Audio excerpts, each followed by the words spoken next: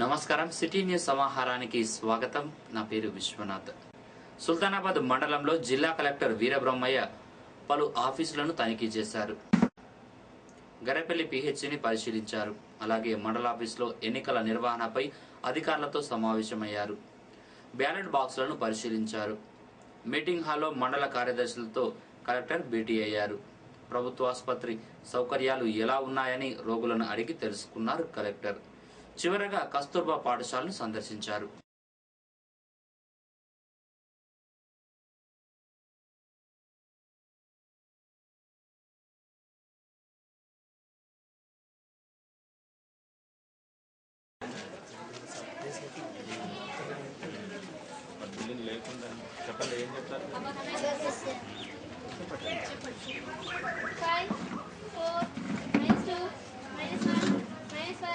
That's it. 1, 10, 20, 50, minus 10, minus 50, that's it. 20, 5, 4, minus 2, minus 4, that's it. 1, that's it.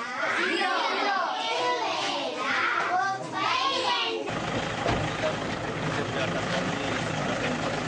So ఇక్కడ student strength 99 ఉన్నారు. So ఇక్కడ వసతి బాగాలేనందున కొద్దిమంది పిల్లలు ఇంతమంది రావడానికి కొంచెం ఇబ్బంది పడుతూ ఉన్నారు. కనుక ఇక్కడ నుంచే కొత్త బిల్డింగ్ ఒక 3 నెలల్లో పూర్తవుతున్న ఉద్దేశం ఉంది. కానీ దాన్ని త్వరగా పూర్తి చేసి ఒక నెల రోజుల లోపలనే ఈ వసతి గృహాన్ని అక్కడ షిఫ్ట్ చేయాల్సిన ఆలోచనలో ఉన్నాం. ఖచ్చితంగా షిఫ్ట్ కన్నా కొత్త స్కూల్కి వెళ్ళడం జరుగుతుంది. ప్లస్ స్ట్రెంత్ని కూడా ఇప్పుడున్న దానికి దాదాపు రెట్టింపు స్ట్రెంత్ తీసుకోవాలనే ఆలోచన ఉన్నాం. సుల్తానాబాద్ మండల పరిషత్ సమావేశ హాల్లో రాజకీయ పార్టీల ప్రతినిధులు అధికారులతో ఎంపీడీఓ పవన్ కుమార్ సమావేశం ఏర్పాటు చేశారు.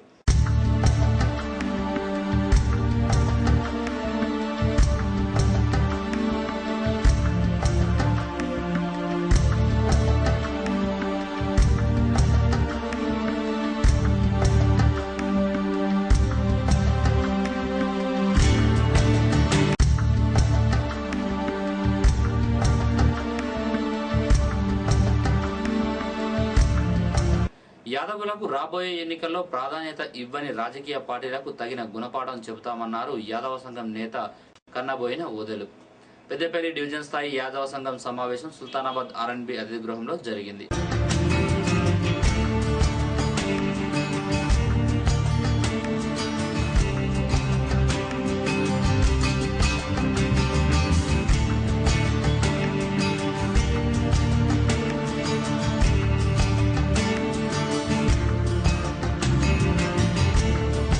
ఏ రాజకీయ పార్టీ అయితే యాదవులకు ఎక్కువగా ప్రాధాన్యత ఇస్తుందో ఆ రాజకీయ పార్టీకి రాబోయే ఎన్నికలలో మద్దతు తెలుపుతాం.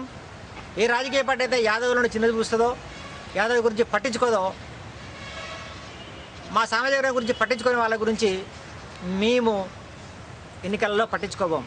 స్థానిక సంస్థలలో సర్పంచ్ ఎన్నికలలో ఎక్కువ మంది యాదవులను ప్రోత్సహించాల్సిందిగా అన్ని రాజకీయ పార్టీలకు నేను అఖిల భారత యాదవ మహాసభ జాతీయ కౌన్సిల్ సభ్యునిగా నేను ఈ యొక్క విజ్ఞప్తి చేస్తున్నాను. రాజకీయంగా మనకు ఎదుగుదల అవసరం ఉంది.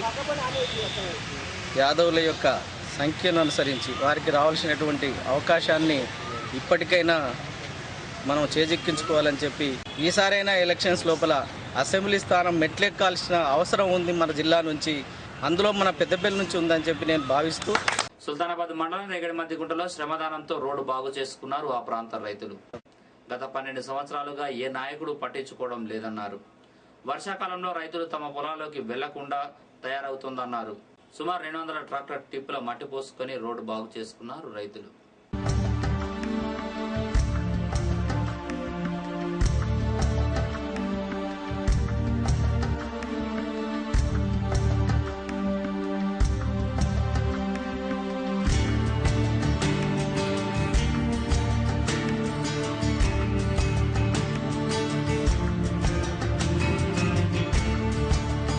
మేమందరం రైతులం స్వచ్ఛందంగా ఎకరాకి 500 చొప్పున జమ చేసుకొని మేము వేసుకుంటున్నాం.